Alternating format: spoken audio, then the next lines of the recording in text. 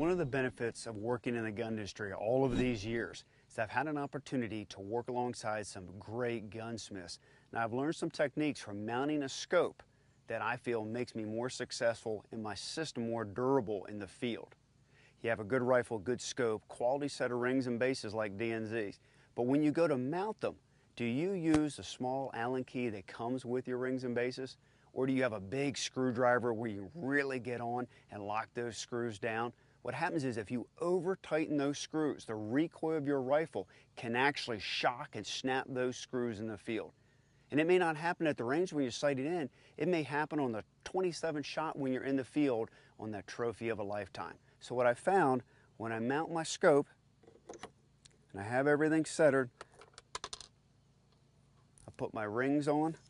I use what they call a Wheeler fat wrench. This is a torque wrench that I can set to the specific torque specifications that come with my ring and base sets. Now the bases get a higher torque set than the rings typically, but follow what the manufacturers say. Once you screw them down, it works like any other torque wrench.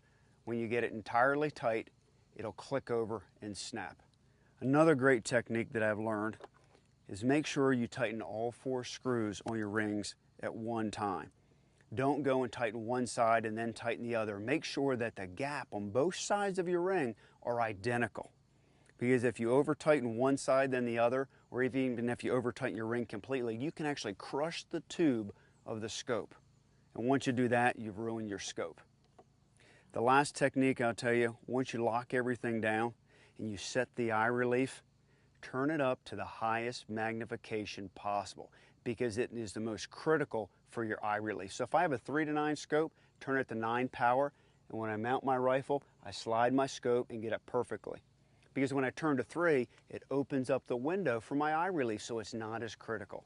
So many guys, they set it at the low power or wherever it comes out of the box. Turn it to the highest setting, and it'll be the most comfortable in all field applications.